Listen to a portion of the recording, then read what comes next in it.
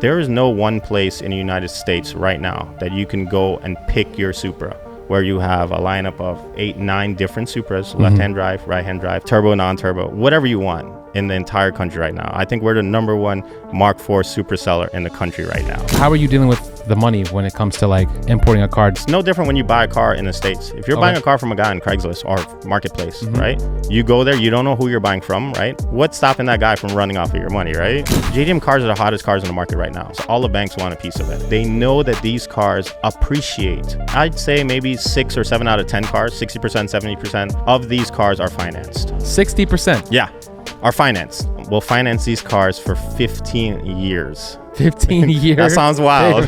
Hear me out.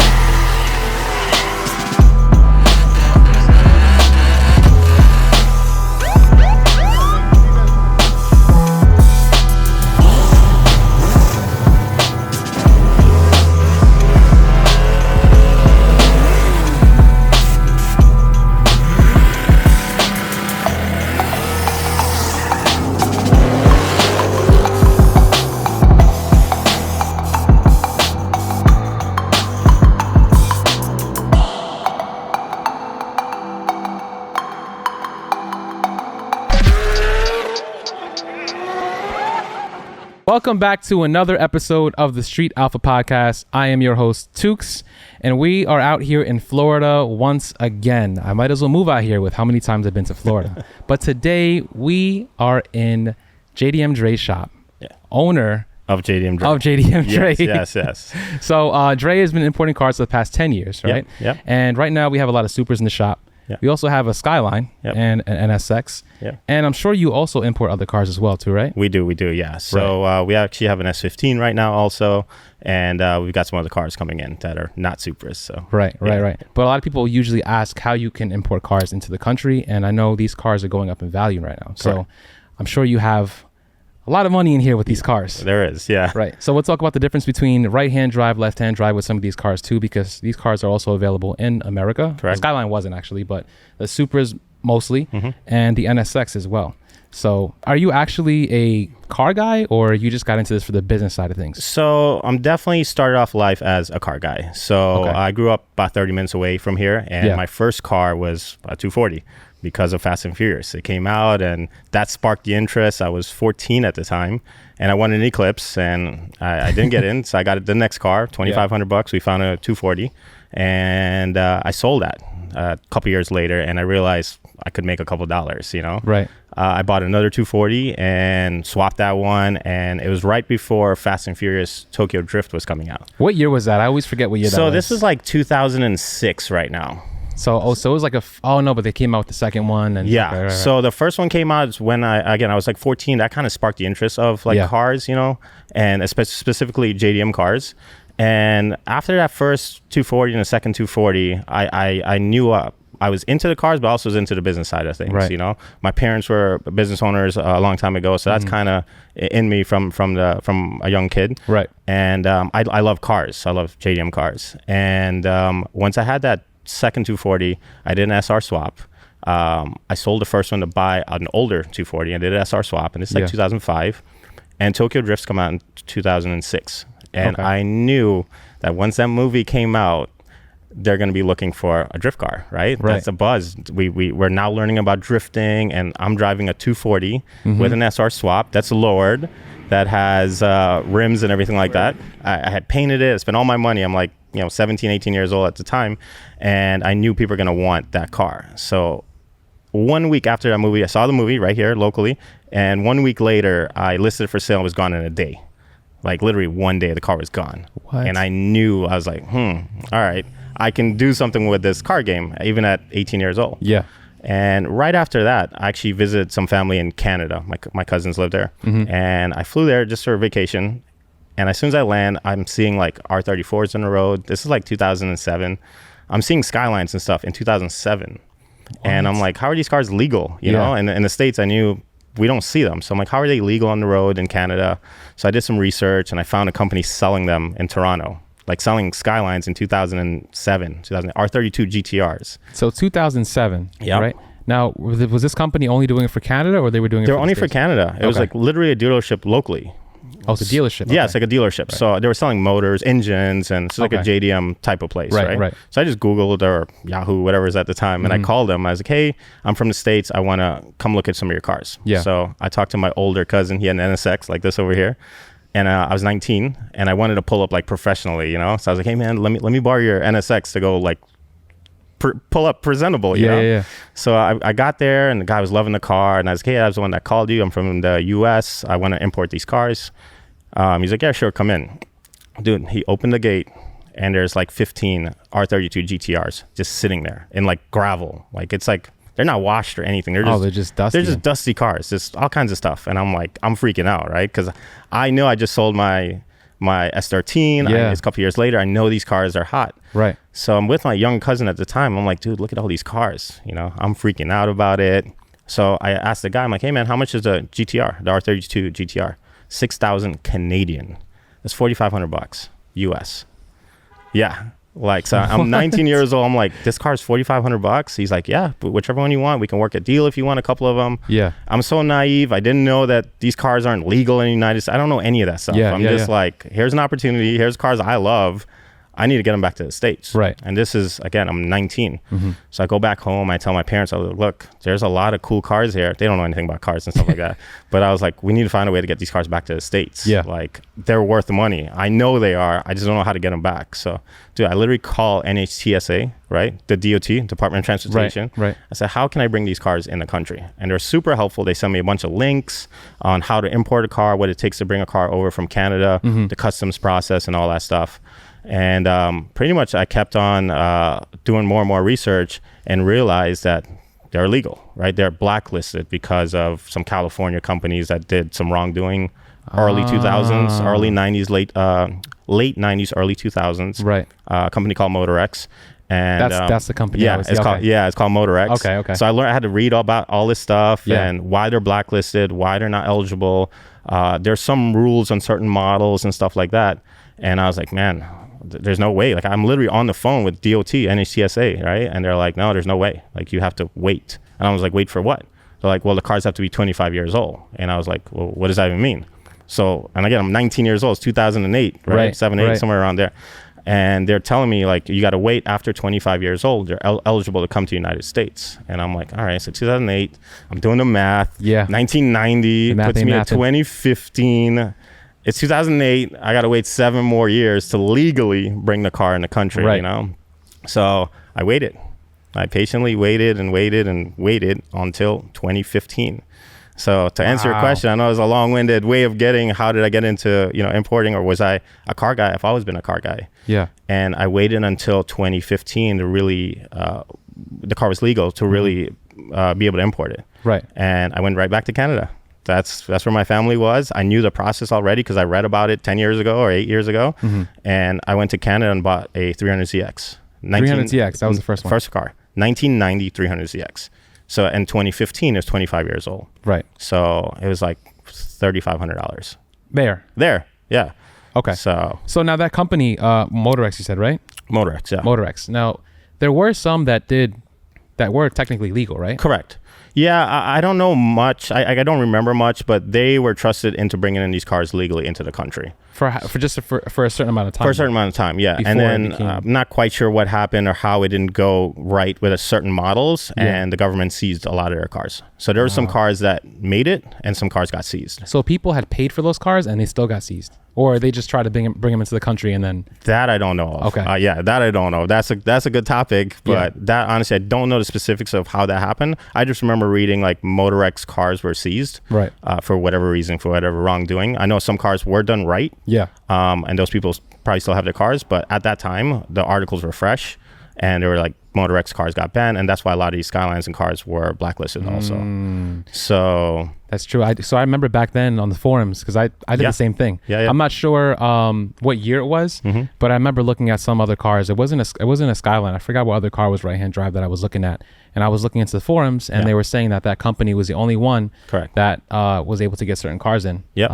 Might have been the GTR. yeah. But I for some reason I had so much hope that I was hoping that like maybe there was another way. Correct. And there were people who did have other cars that were here right hand drive.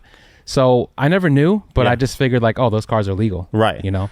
And I had the same thought. I never knew how they were here. And I know because I spoke directly with DOT, right? Yeah, I spoke directly. They told me like, hey, these cars are eligible. Some are not eligible. And there was a couple of models, like some Midnight Purple R34 GTRs are legal with certain exemptions, right? There's a process for that. And so there are certain cars that are able to come into the States even after the 25-year rule, or sorry, before the 25, you're able to get them in here for show and display. And this is all legal stuff. Yeah. So you can actually get it done that way.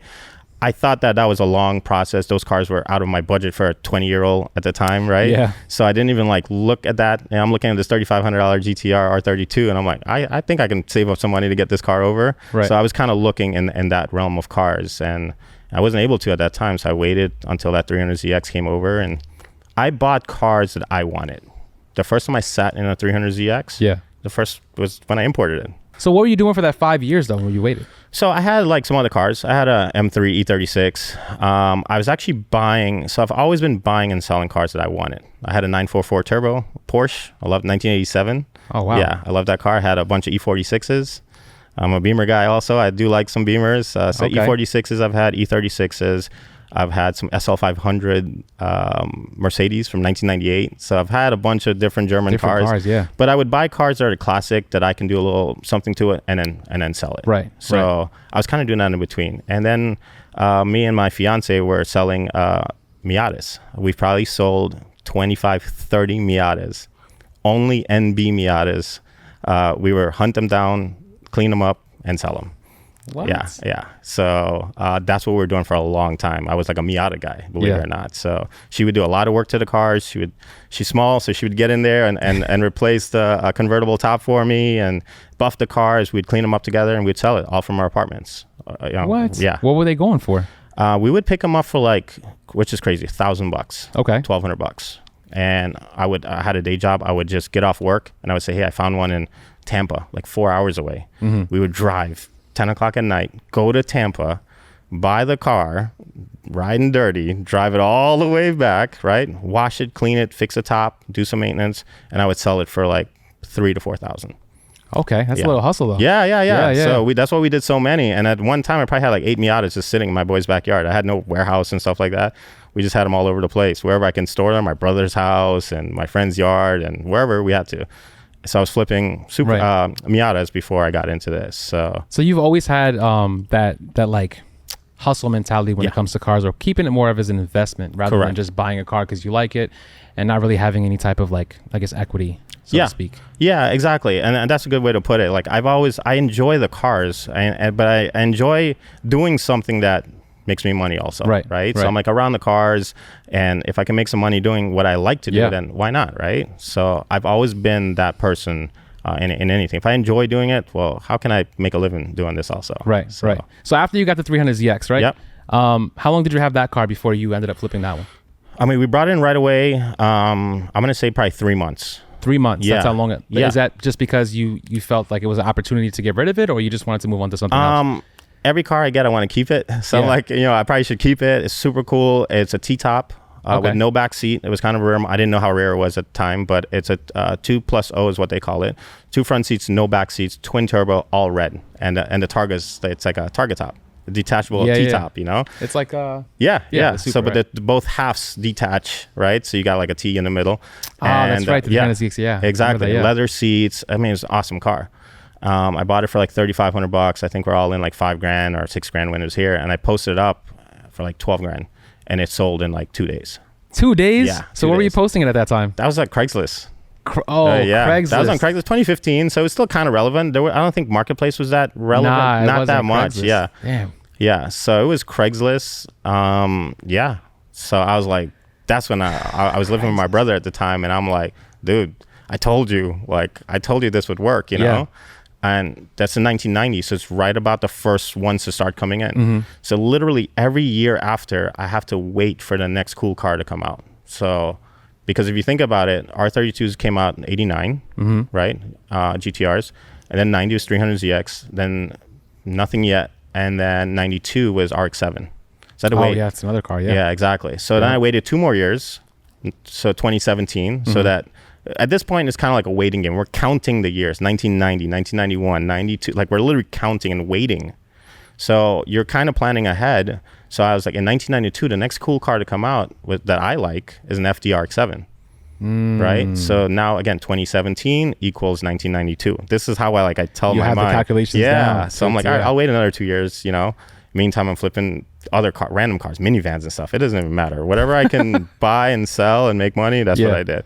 And the Miatas, of course. And then, so 2017 came around, I went back to Canada because that's all I knew is how to go to Canada, get the cars, do the process of customs and all that stuff, and get the car legally registered here. And I went and I bought an RX-7 in Saskatoon. You don't even know where that is. Saskatchewan, Saskatoon, Canada, way out on top of Montana, like that far out. Like go to Montana and go up. Like another few hours, middle of nowhere, like nothing.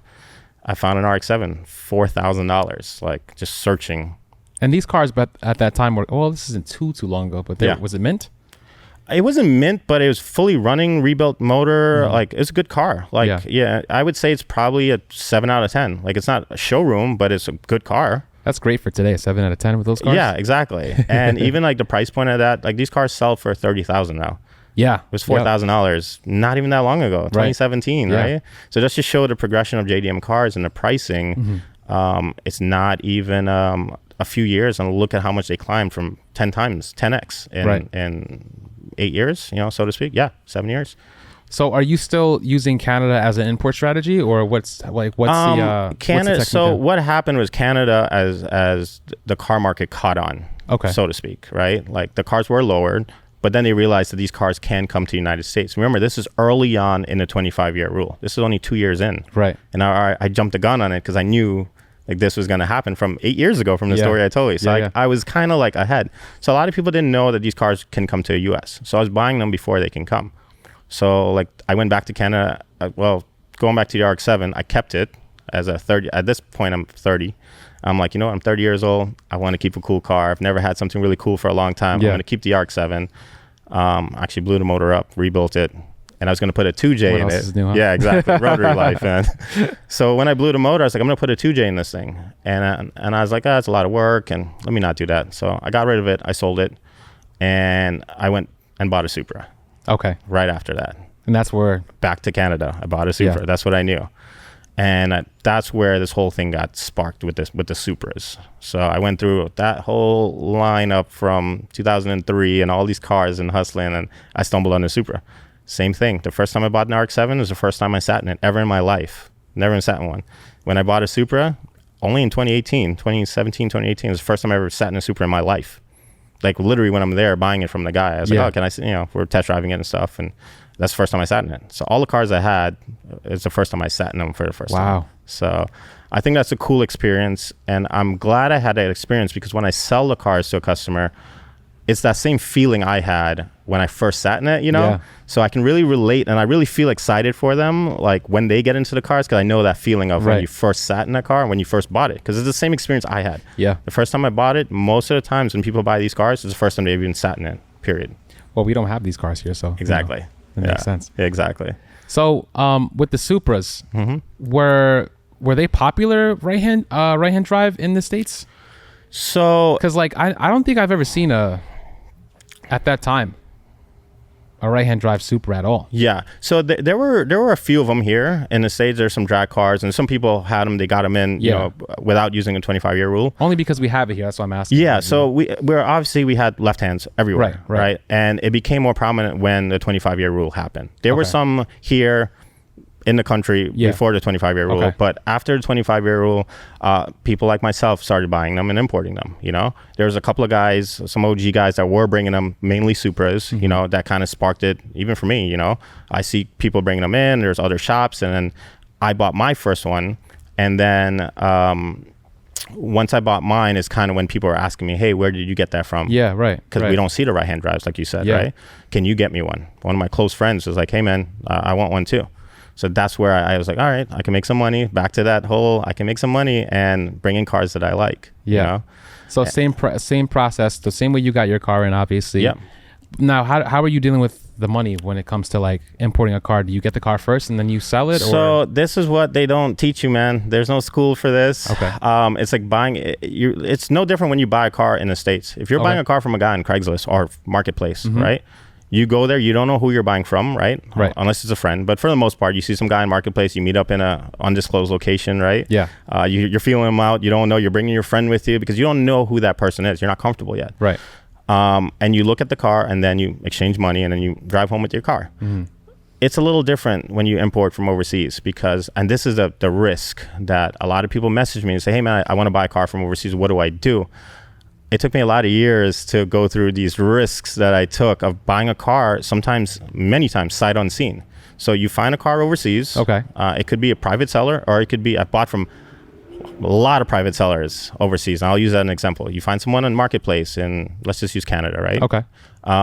You exchange information. They send you pictures of the cars, videos. You maybe do a call or a video call or something like that. A lot of times you can fly there, obviously, which I've done. And then you see the car and you do your exchange like you do in the States. Right. The flip side of that, sometimes I don't go. You don't go to Japan, right, to buy the cars a little further. Yeah. So you literally wire your money, whatever it is, 10,000, 20,000, 50,000, 100,000 overseas to a company in Japan or to a guy in Japan, whatever it is. Make sure you do your research, and you kind of quote unquote hope that your car gets here. Because what's stopping that guy from running off of your money, right? Like, yeah, so you do your due diligence and you see it's a reputable company or it's a reputable guy or he's a reputable broker or whatever it may be. But at the end of the day, that thought is still in the back of your mind. Like, this guy can just close up shop and dip out. He's gone. Your money's gone, right?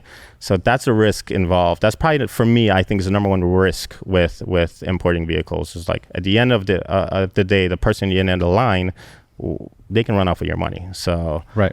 But you build relationships over the years and you end up trusting people that you've never really met face to face. And I've built some really, really strong relationships with people across the world.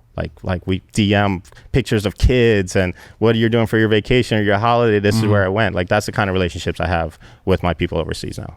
So now, when did you get the idea to, because obviously you had people that wanted to get Supras, right? Because they saw your right-hand drive Supra, right? Yeah. So when did you get the idea to kind of like make this a business or more to like a dealership?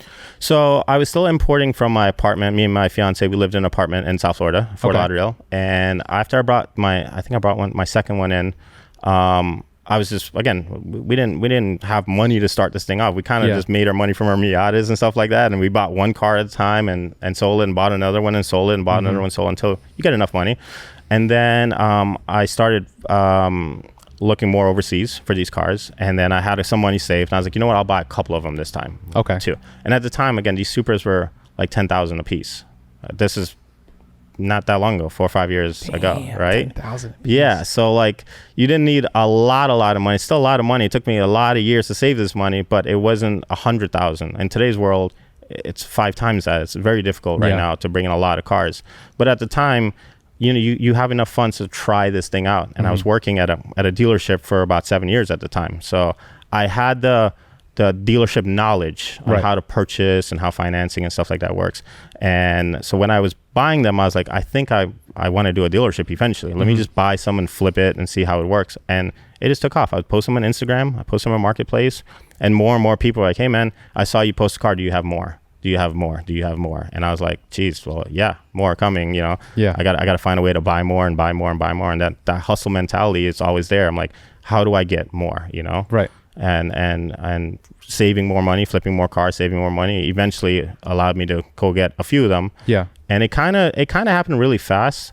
I was working for, like I said, a car dealership, and I got furloughed. At for CarMax for 7 years. So I was a sales manager, and I got furloughed, and I had 2 Supras with me, and I was scared, man, like, because no one knew what was going to happen. You know what I mean?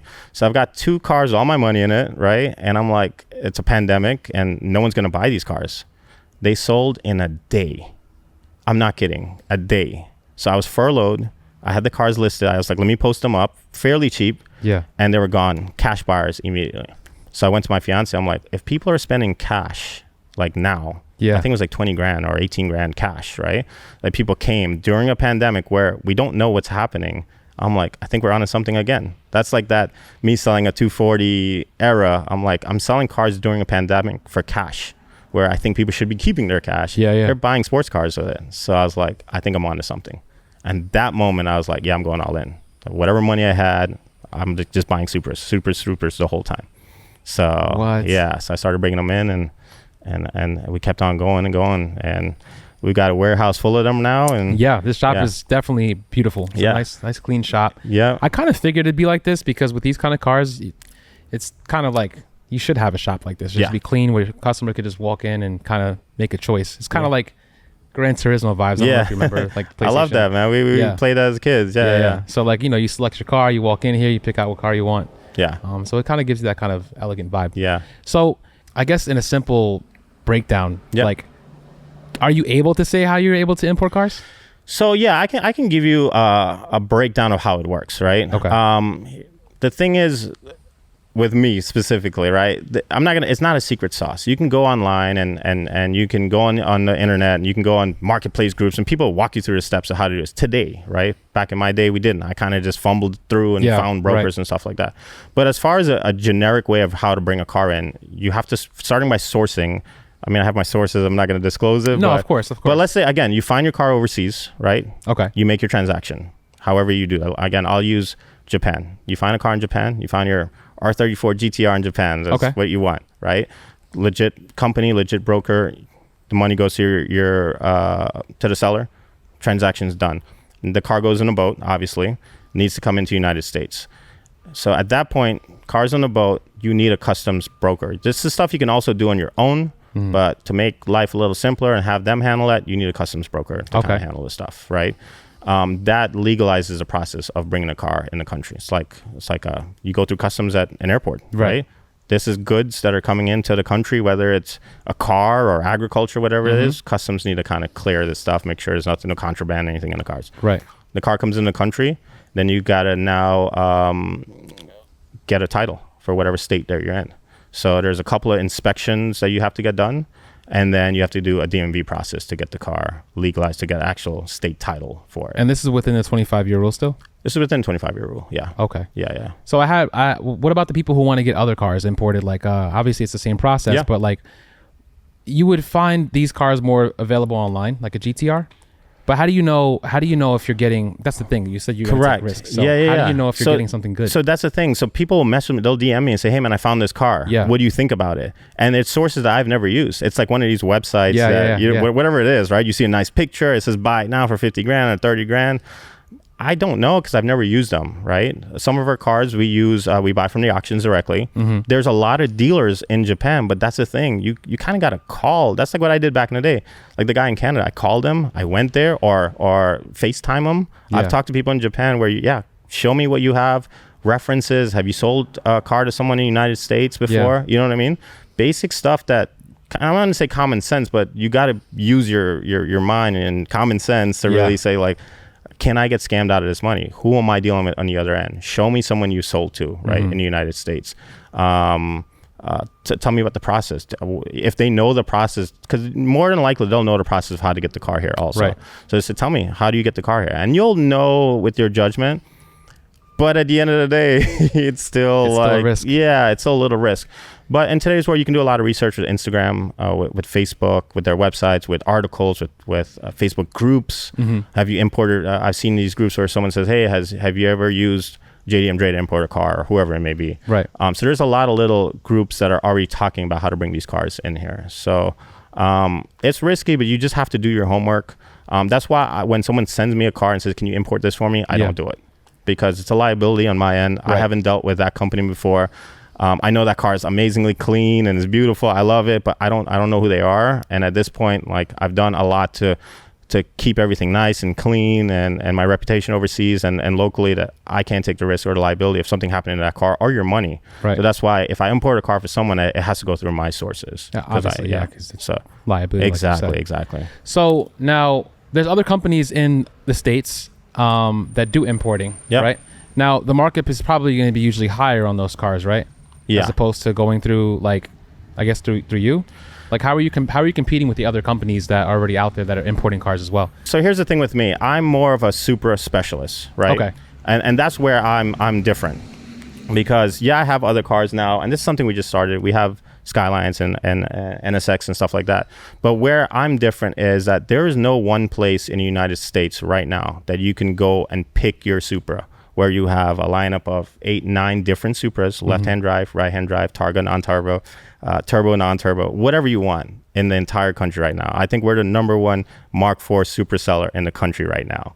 And I'm proud of that because it took a lot of work and a lot of risk to get to this point right now. So that's how I'm different from the other dealers. There are big name guys that are great out there. You know, there's guys on the West Coast, there's guys on the East Coast. I mean, a lot of followers, a lot of cars they sell, and I look up to those guys.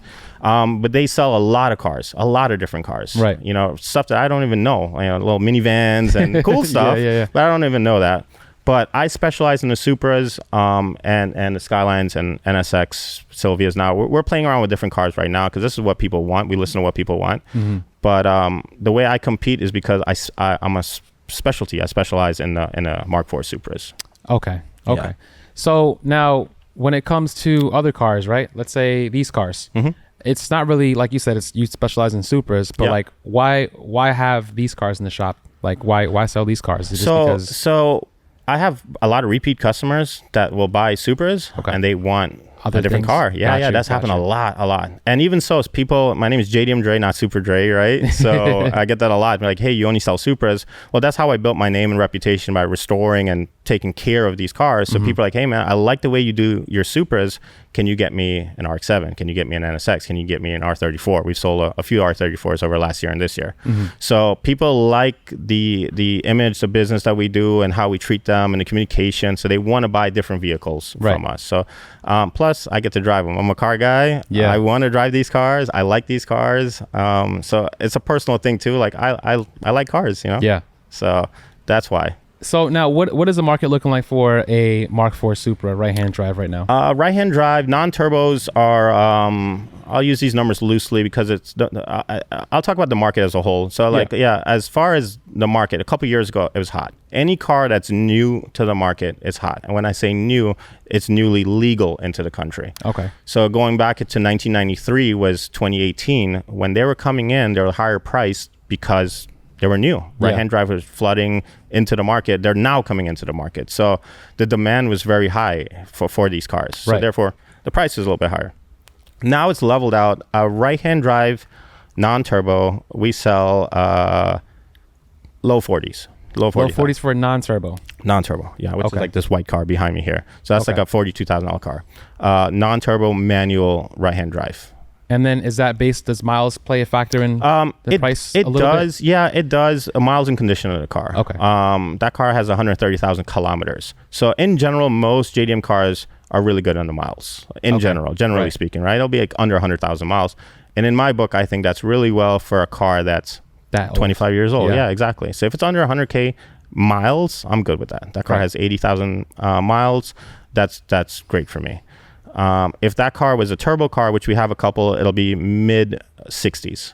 So it's a $20,000 increase for a turbo. Right, because you're paying for a twin turbo motor. Even if you were to just price this stuff out separately, you're paying for a motor that's 8 to 10 grand. You're paying for a transmission that's definitely 10,000 plus. The V160. Oh, the V160s. Yeah. So it comes with a V160. Those are like $20,000 each alone, right? Dude, used, they're 10, 12,000. Oh, wow. Used, unknown condition, you know? Oh, I'm thinking about the GTR transmissions. The GTR trannies are 20,000. That's right. Exactly. I get those confused sometimes. Yeah, and then you're paying for brakes and axles and rear diff. So it's a whole deal that comes with that. So you are paying a little bit more. Right. That's right-hand format. If you're talking about left-hand, it's kind of all over the place. Honest, it's a tough one to price. We sell left-hand twin turbos, 65, 70K automatic. Okay. Automatic. Yep. Which is fair. I see them price a little bit higher, depends on the condition and miles, but that's where we sell them, 65, 70K. Okay. If that was left-hand drive, twin turbo manual, that would be, we sold them 85, 100, 150K. That's like the top spec. Basically. Exactly. That's your top spec. The top spec is left-hand twin turbo 6-speed car. Right. That's the number one demand I get. It's also an expensive trim level. So it's the people that have them, they want to get the top dollar rightfully, right? They know what they have. So it's hard for me to find it and have a profit margin with these cars. Right. But when I find them, I do try to buy them, and we do have buyers for them pretty much right away. So now between the left-hand drive Supra and the right-hand drive Supra, there's a big price difference, right? Yep. Apparently, the right-hand drive Supra isn't as, I guess, I don't want to say popular, but people aren't really looking for those. So this is a kind of a sore topic within the Mark IV community. Yeah. So the left-hand Supras obviously are known for North America, right? And United States. Right. There were about 11,000 left-hand drive Supras made. 45,000 Supras made total. 11,000 of them are left-hand drives. So that's 1 out of 4, right? Yeah. Roughly. So it's kind of I'll say it's a rare spec when it compares to the rest of the world, right? So yeah, there's a lot of people with left-hand drive cars will say that JDM cars are not as valuable or they're not looked at in the same light as a left-hand drive car. I don't necessarily agree with that at all. I understand from a number standpoint, it could be a little bit more rare. Well, I don't think we'll have enough JDM cars to even compete with that. So in my eyes, the JDM car, right-hand drive steering wheel, in the United States, we'll always have less than 11,000. Yeah, we probably only have like 300-400 of those cars in the country right now. Yeah. And compared to your 11,000 or whatever is still left. Right. So it's definitely a sore topic. Some people hate on the right-hand drive cars, right-hand drive Supra specifically. I don't think it's the same body. They share the same part. You can go to Toyota and buy same bumper, same hood, same fenders. The only thing that's different is literally the dashboard and the panels for the right-hand drive. Yeah. The motor is the same. Transmission's the same. Everything bolts on. The suspension's the same. So to have this beef between left hand and right hand when literally it's the steering wheel is just on the other side is ridiculous. Yeah, it's just ridiculous. So, but I don't make the rules, man. I just sell the cars. So it's just based on. So it's basically a numbers game. Yeah, for the most part. And the left-hand drive people are looking at it from the standpoint of their cars are more rare.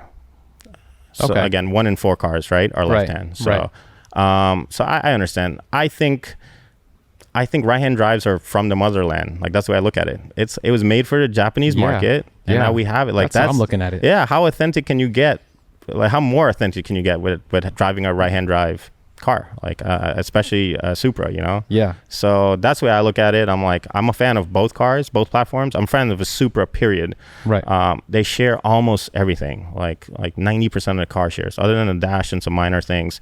Everything else is interchangeable. So I get it, but it's not that big of a deal. It's still a Supra, at the end of the day. So what is one of the most expensive cars you've sold out of this dealership? JDM wise, it doesn't have to be a Supra. It could be anything. JDM wise, it's going to be a Supra. Yeah, it's probably a Supra. So probably the twin turbo manual. Yeah, twin turbo manual, 6-speed car. I think that's their most to date right now. It's probably I think it was 85,000. 85,000? Yeah, 85,000. That's not bad. Yeah, I don't tax that much. I try to make these cars affordable still. Yeah. Because there's that car, if it was a different company or something like that, that would be $100,000 car. Right. Or more. But I'm still a car guy. I'm still trying to make these cars attainable for the average person. And I know 90,000 or 80,000 is a ton of money, right? Down payment on a house is a lot of money. Right. I get it. That's why we have different variations. We have a $40,000 version and we have a $90,000. I try to keep my cars under 100,000, right? I feel like in my head, at least, if I'm buying a car, I want to be under 100,000. I don't know. So that's why it wasn't like crazily overpriced, and that's why I don't buy a lot of cars in my inventory. You won't see a $150,000 car, maybe not yet, who knows, maybe in the future. But I just try to be conscious of, I want that average person who was watching Fast and Furious to still be able, he's our age now, maybe anywhere between 30 and 65, and he's like, look, it's time for me to get that car, and that's what I want to do. What's crazy is that you're pricing them at a point where it's like, it makes me think like, damn, 80,000, should I even do it, man? Do it, man. This episode of the Street Alpha Podcast is brought to you by RACEMOTIVE. Bring your car from the streets to the track at RACEMOTIVE racing events in 2024. From Pocono Raceway, Maryland International Raceway, New Jersey Motorsports Park, and new this year, Maple Grove Raceway, RACEMOTIVE brings you top-tier roll racing events. Their Olympic-style grading system ensures precise measurements for fair competition. From the high-friction NASCAR surface at Pocono to fully prepped drag strips, every race promises excitement and fairness. So bring yourself and your car and use Street Alpha Pod for 10% off all tickets, whether you spectate or race at racemotive.com. Don't miss your chance to race with the best. So the thing is, you get when you bring that price down for some of these cars, it makes them more attainable, right? Correct. For somebody who who wants to have one. Correct. Now, what if you don't have the cash? What options do you guys offer in order for you to be able to attain one of these cars? Right. So a lot, I'd say maybe 6 or 7 out of 10 cars, 60%, 70% of these cars are financed, right? What's the percentage? 60% of the cars are financed. 60%? Yeah, are financed. Okay, so what banks are doing this kind of... So we have a few lenders, right? And because of the relationship we have with them, so everyone knows Lightstream and JJ Best. These are classic car lenders, okay, right? And more recently, a lot of credit unions started opening up some more. USAA will do these cars. Navy Federal we've taken before. So a lot of banks, JDM cars are the hottest cars in the market right now. That's why if you go to Bring a Trailer and you go to Cars and Bids and you go to eBay, featured are JDM cars. Rather than right hand or left hand, you'll see an Integra USDM on there. You'll see a Supra. You'll see anything. So it's the hottest car. So all the banks want a piece of it. Right. That's what happened. That's what happened. So So now they want a piece. They want to loan the money, and they know that these cars appreciate. Literally goes up in value, right? These are not cars you're going to buy and drive off the lot and it drops 20-30%. Exactly. So that's the key thing with these cars. So we have lenders. One of my best lender, I have a great relationship with them. We'll finance these cars for 15 years. So I know that sounds wild, but hear me out. 15 years? That sounds wild. Hear me out. So you can buy, let's say, a $60,000 car, right? Okay. You have one in here right now? Which one? Let's say that Skyline right there, right? Okay. It's a GTT, right? Okay. It'll probably be like 59,900, 60,000, right? Okay. So let's say that Skyline right there, $60,000 car. You only have to pay 10% down, right? Okay. Of that 60,000. So 6,000 down at a 10% interest rate. Sounds high. A new car rate, 7-8%. So for a 25, 30-year-old car at a 10% rate is not that bad. Right? You would think it's for used cars, it'd be much higher. Exactly. Yeah. So for a car this age, it's actually a really good interest rate. So you got a $60,000 car, 10% down, $6,000. You got a 10% interest rate for 15 years. Your payment's probably $580, under $600. You're driving that car. Yeah. What? Yeah. So, it's simple interest loan. It's, a lot of people are going to say, man, 15 years, that's wild, right? The car note at the end is going to be 3 times the value. Right. You don't have to keep it for 15 years. What it does, it allows you to lock in a low payment. If you ever get jammed up or something like that, you only got to come out of pocket $580, right? Yeah. But as you get some money coming in, throw it at the loan and get that car done in a couple of years, and you're good to go. Right, you can beat the interest for sure. Exactly. So that's what helps a lot with us with these cars. We have the lender is awesome with us, and we have a good relationship. You fill it out on our website, all the financing info is there, and then you get a response the next day, like you're approved. What credit score do you need to have? You need a 600 credit score minimum. Yeah. So obviously the better credit score, you get a better rate. Right. 600 minimum, 3 years of credit history. That's a tough one because we have people that have like awesome credit. Yeah. But they're a little bit young or their credit history is young. So you need at least 3 years of financing, of having credit card of something. Okay. Yeah, exactly. Does it have to be like over a certain amount? Like, because you could have a credit card, like a small credit card, but that doesn't really help much, right? Yeah. Like if you have a $2,000 like limit or something, like you have to have something like you financed maybe? So I've had that come up before. The guy had everything was perfect, but he was only allowed to have like 30,000 because the most he's ever financed was a $30,000 car. Okay. In that case, they take co-signers. So if you have someone that lives with you, relative, wife, fiance, someone to co-sign for you, that'll help that situation. But you said how much? 10% down? 10%. But now, if your credit isn't the best, would they give you a higher down payment? They'll finance you less, so that can happen. So instead of 60, they'll say, the most that we're comfortable giving you is 40. So you got to come up 20. With exactly. Got you. So that happens. Or again, you go to a cosigner that has decent credit, and we do that all day long. They'll add a cosigner and get approved. Grandma. Yeah, exactly. They'll go through your phone, call everybody. I need this Skyline. Yeah, I need this Skyline. It's my dream car. I need it. So that happens a lot, man. It happens a lot. So that's why, again, another reason we're different. It's nothing new. People, JDM dealerships, they're financing people. It's not a new crazy. tactic. Yeah, I never even knew that. Yeah, exactly. That's so damn. Yeah. Might have to hit my bank. Yeah, right. What we doing? Less than $600, man. What's an average car payment right now is like $800 for a daily driver that you probably don't even want anyways. Yeah, my payment was like $675. See? But it was a lease. So I kind of like what you said before, if you get into payment at first and then you want to get out of it. Yeah. I figured that the Supra was going to come out with a manual in 3 years, and it did. Yeah. So I took the $500 lease payment, And then when they came out with the manual, I was like, I'm not really crazy about it, so I just financed the car. Yeah. So similar situation. Similar, yeah. But it was a lease. Yeah. But if I would have financed it and took the same low payment, I probably would have did the same thing. Exactly. Yeah. So it worked out. Now what if you have like a let's say like an actual GTR in here, right? Right.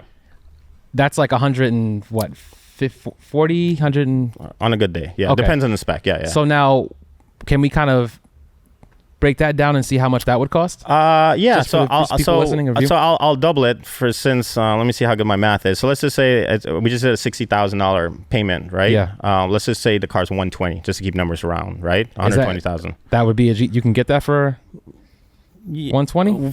I think we'll get there soon. I've seen them. Yeah. Okay. So again, depends on the spec. Everyone wants a Bayside blue. Yeah. With low miles and the works, right? Uh-huh. Yeah, you're looking at 150, 200, or Midnight Perp is crazy money, or Jade is crazy money, right?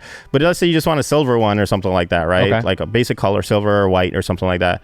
I'm keeping my numbers around 120,000. You'll put 12,000 down. Same terms, right? Which is 15-year loan, 10% interest rate. Your payment would be $1,200. So $1,200, $1,300 for a whatever year it would be, probably like a 99 GTR, R34 GTR. Do you think that it's worth it to pay $1,200 a month for a GTR?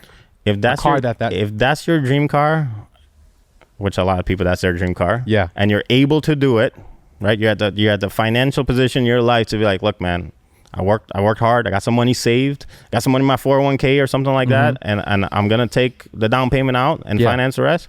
Then do it. You live once, bro. You know what I mean? You live once. So like, every car guy's wife is like, he keeps saying that, right now. Yeah. But that's the way. If you're able to do it, then do it. Right. That's the way I am right now, right? Don't eat bread and water if you can't get your car or take care of your household or your kids or whatever, right? Yeah, don't do that. But if you're able to do it and you're at a place in your life where you're like, all right, I can do a $500-$600 payment extra. I got some extra money. I got a side hustle going where I can do it. These cars don't go down in value. Right? Yeah, they're only going to keep going up. That's what I'm saying. Yeah. So like, even if you're paying interest, a lot of people say don't pay interest on a car I see comments like that. Don't buy the car unless you can pay it outright. Not everyone's walking around 50, 60 grand that you can pay that outright. I see that a lot. A lot of times. Yeah. Don't buy the car if you can't buy it outright. Even if you had the cash, I'd rather you put a down payment, make a payment, and go invest that money in something else. You know what I mean? True. Right? Yeah. That pays for the car. That's true. Go buy a rental property or something that pays for the car. Yeah. Right? Yeah. So like, even if you have the cash, like, if you have it, then great. Good for you. Like, I'm happy to help you regardless. Right? So if you don't have the cash, that's fine. You can finance with just a small amount, $5,000 to $10,000 down. And you can have your dream car at home that won't go down in value. If anything's going to go up, keep it for a few years. It's going to go up in value. Right. That makes sense. Yeah. It's sort of similar to how pretty much any other market or even housing market, same thing. Exactly. Like, you want to get into FHA loan or something like exactly. that. Exactly. Put down the minimum amount and then it's kind of like an investment strategy. Exactly. Yeah, it makes sense. If you look at it from that way, from like an investment standpoint, then it definitely makes sense. So now what happens if you get one of these cars and something breaks on them?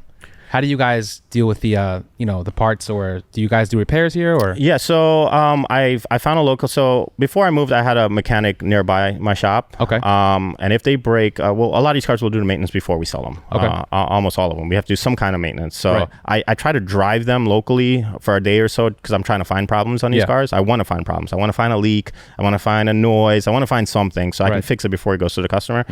We deal with a shop locally, Monster Garage. You did it. Lee. My boy Lee. You did an interview with him not too long ago, and Lee handles all the cars right now. So he's got my S15 right now, and he has a single turbo left-hand drive automatic car also over there right now. Nice. Yeah. So, and he does the tuning, he does all the work on it, the maintenance and everything. So it's a one-stop shop. So I got super lucky. I moved in a random city. I'm not going to say random, but I didn't move to a big city. I moved to a little area, Melbourne. And 1 block away, his shop is there. I didn't even know it was there. How convenient. I know, right? That means it's meant to be, bro. I know, exactly. That's what I thought. And we became friends and we got a good relationship. And it worked out perfect for us. So yeah. Super That's happy cool. about that. Yeah, Lee, you guys saw him on I don't even know what episode it would have been, but it was a couple episodes back maybe, or maybe the last one, I'm not sure. But yeah, you guys saw Lee. Lee's a good guy. He works on all these cars. So it's super cool that you're actually pretty close to him. So if anything gets done, or anything breaks down, you can actually get it fixed by him. Exactly. So what's like next for you when it comes to JDM market? Because you're obviously trying to grow this business, right? Yep. What happens when you have more cars? You have a lot, another place to put the cars? So the way that we have the cars angled in here, we keep it this way because it looks good, right? I can fit probably 20 cars in here if we line them off, if I had to. This way. Yeah, exactly. So the key to a dealership is inventory management, right? That's a key. So you almost don't want to hold too many cars because you got to keep moving. So you got to find that balance of how many cars to hold because of what you're projected or you're selling. So in a way, sometimes I don't want it too full, right? Because that means I have too much tied up. Exactly, right? So it's all about the inventory management of how many cars I have. I'm constantly growing. We started this thing in our garage. Now we sell 4 to 5 Supras a month. That's what we move right now. So the goal is to sell 10 Supras a month, right? Yeah. And other cars also. It's just me and my fiance. We started this thing. So I'm not a big corporation or big companies like some of these other guys with a lot of partners and stuff like that. It's just us two. So we do have mechanic and upholstery and body people and stuff like that. But as far as the dealings of every day running around, it's just us two. Yeah. So we're slowly growing. We're trying to go with our pace. Obviously the goal is to be bigger. But I think we're in a good place right now where hell yeah, man. Where I'm happy, I'm comfortable, and I don't have any employees, so I'm comfortable where I'm at right now. But we're always it's just a mentality that I have. We're always growing. So we're always looking for the next move. And we've got some stuff in coming soon. We've got some stuff coming soon. Yeah. You want to talk about your old setup here? Yeah, why not? So because I didn't ask you much about it earlier. Yeah. So it's super unique. Everyone always asks me what do I drive, right? Yeah. And I don't have a Supra because every time I hold a Supra for myself for years, a customer ends up wanting it. So whether it's like a right-hand drive Targa or had a RSP, which is a cool color. Yeah. Someone would say, hey man, do you have that? And I was like, I have it. And obviously business minded comes in. I was like, I'll buy another one. So in the meantime, what I have going on here is a 1973 right-hand drive Datsun 620. So I don't know if there's many right-hand drives. We definitely had this truck in the US, but right-hand drive, I don't know how many are in there right now. Yeah. It might be one of just a few. But what's unique about this stuff? What's super? Well, it has an SR20 motor in it, right? Let's start off with that. It has a single turbo, right? We did a full chassis restoration on it. It has all custom control arms. Has a Ford rear end on it. It has shortened axles. So what transmission are you running actually? It's a stock SR20 for now. Yeah. So it's really clean build. I'm hoping to do kind of like a SEMA build on this car. Yeah. And it's got to go to Monza so he can finish up the wiring and finish everything. But it's kind of like a Ken Block truck, but like a JDM version. I see it. I see the vision. You see the vision? You see the vision, yeah. So that's kind of what I have in my head. So it's going to be lowered and fender flares and a lot of noise and bucket seats. And I think it'll be super cool, something different. You don't see that often. No. It's the first, actually, I'm not going to lie, man. Yeah. I mean, we see Supras here, but that was the first thing I looked at. Exactly. So that's how I feel. I see Supras every day, and I just wanted something a little different to where I'm excited about it. It's my own that I'm building. And I think once it's done, it's going to be really, really cool, man. You got to come back and check it out once it's done. Are you able to get like cars with kits in Japan? Because they have like Rocket Bunny kits. Yeah. I remember I went to, I forgot what the name of the place was. Craft. Yeah. Yeah. So they had cars with kits in there, like Rocket Bunny kits. Yep. So is that like a popular thing, or you're better off getting stock cars? So it depends on your preference. So a lot of these cars go through the Japanese auction, just like how we bid on Mannheim and Copart, whatever we have over here for auctions. Yeah, they have their auctions over there. These cars are normal for them. Remember, these are daily cars that people modified. Right. So I personally don't. I like the stock format cars. Okay. Right. So like, there's an S15. I brought in a stock S15, but there's a Rocket Bunny S15, and that we were looking at, and I was like, I don't want to get into that. No. It's not my style. I like the cars that are my style. I respect it. It's a cool build, but it's not my style. We like the cars clean and stock looking more, and then the customer can go modify it exactly how they want it. They can add whatever kit they want to add. Right. But kits overseas is a big thing. GTTs will come with I think it's called URAS, URAS kit, which is like a GTT that's converted to a GTR. And they put like URAS is a kit that they make the kit for that car. So there's a lot: Rocket Bunny, Pandem, Urus. There's a lot of different kits for different cars. What makes it converted? Just the outside panels or the whole car? Well, panels, exterior. You're right. But then it's still rear-wheel drive. Exactly. So the quarters are done. The fenders are done. The hood's done. The bumper's done. It's a lot of work. How much is that kit? I think it was like $4,000 for the kit. It's a fiberglass kit. Yeah. It's probably less to do that than actually get the panels from an actual GTR. Oh, yeah. A front bumper alone is like $2,000 for a GTR. For a GTR, right? Yeah. So, dude, even the badges, I think, because I was following TJ Hunt's build when he was doing his, and Tommy was like getting badges for him, I think it was. And some of those badges were like expensive to have like authentic. Yep. GTR big money, badge. man. Big money. Yeah, Nissan knows what you're paying for, you know? Even though it costs them nothing to make, it's a GTR badge, you know? Right. It's a real deal badge. So there's a lot of companies that make kits for all of these cars, for Supras, for NSX I was looking at, for Skylines, for a lot of cars. So now with the GTTs, I mean, I kind of spoke about this with Lee before. Yeah. And he feels like we're going to start seeing a lot more GTTs converted to GTRs. Yeah. Now, the thing is with that, like I just said, the panels are expensive. Yep. So he did it at a time where it was kind of easier to do it because the cost of doing it was, and he got a great deal on the panels too. Correct. Now it's kind of like, how are you going to convert a GTT to a GTR in today's market? Yeah. So the average person that looks at a GTT that's converted and not, it's very hard to tell, right? For the average person, like you have to be an enthusiast to really say, well, this quarter panel's not as flared out as it should be, or the front fender is not.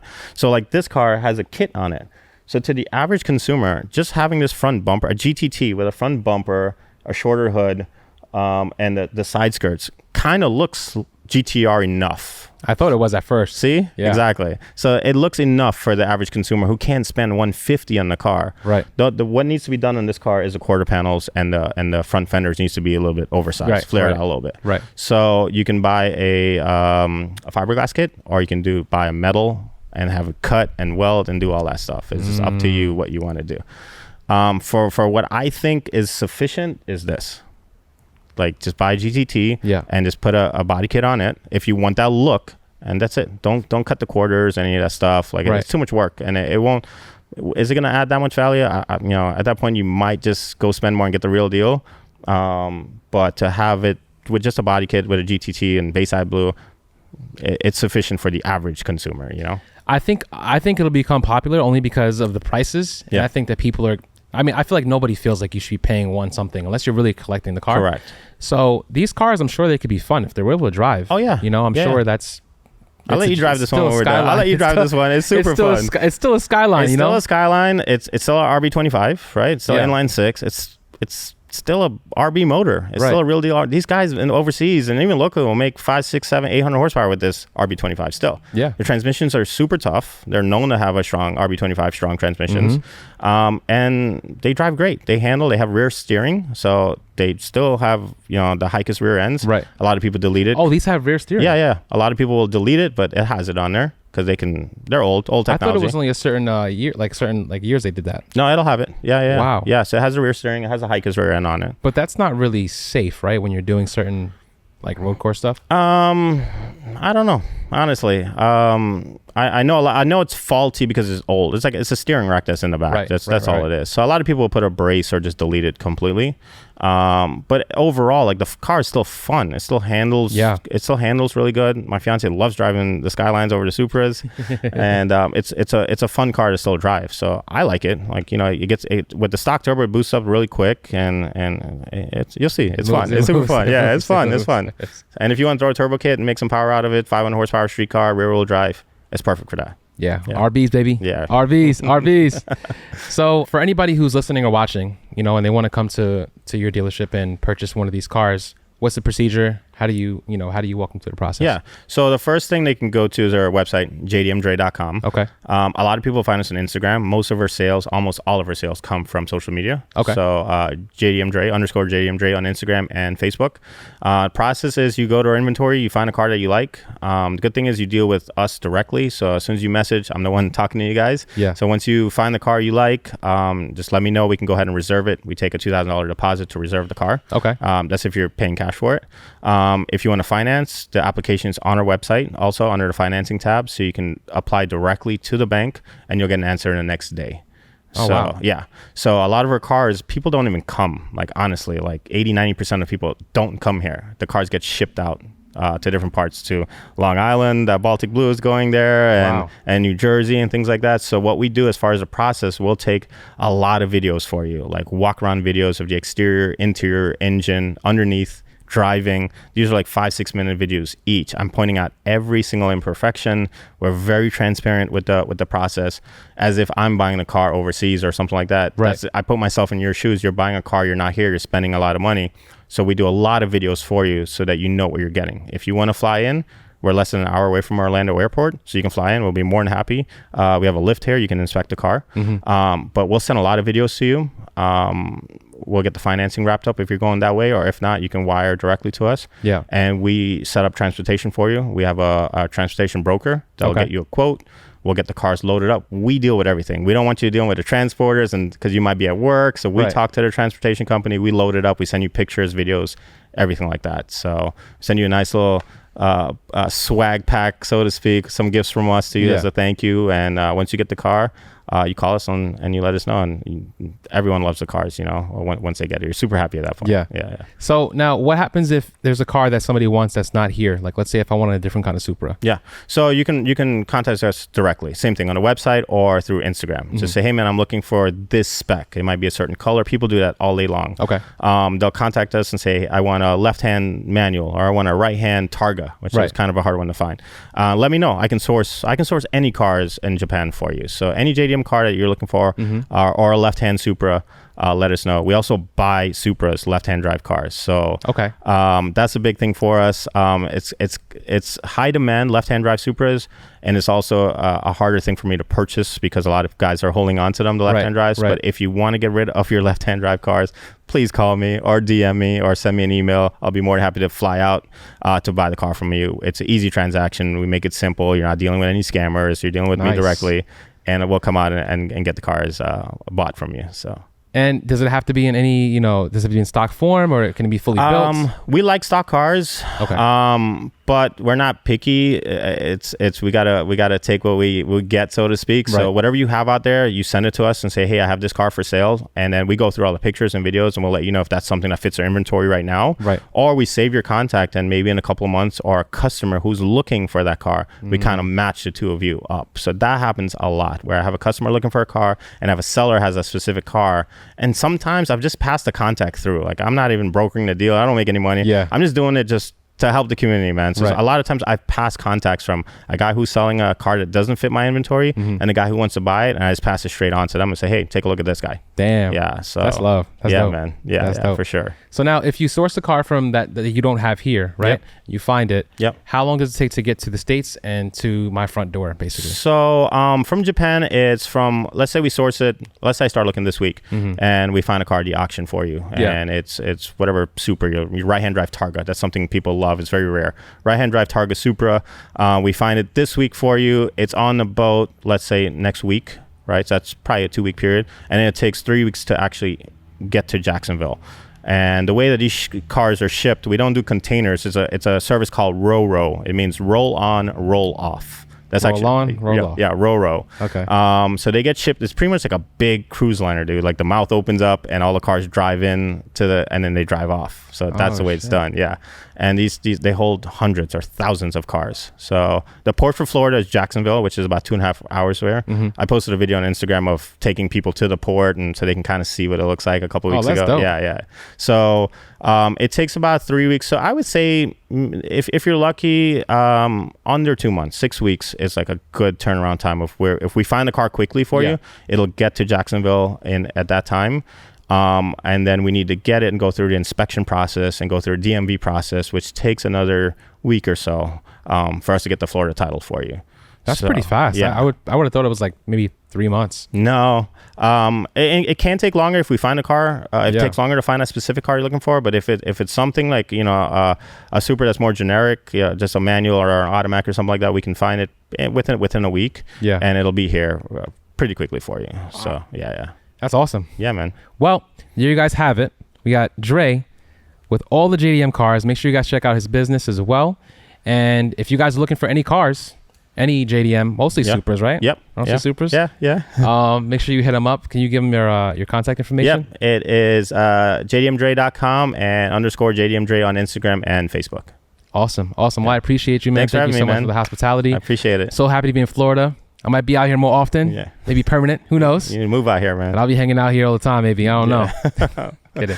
But I appreciate you, man. All right, Thank man. you so much. Thanks for having me, man. Appreciate it. For those who are listening and watching, make sure you guys like, share, comment, and subscribe. Make sure you guys listening on all streaming platforms, and I will catch you guys on the next one. Peace.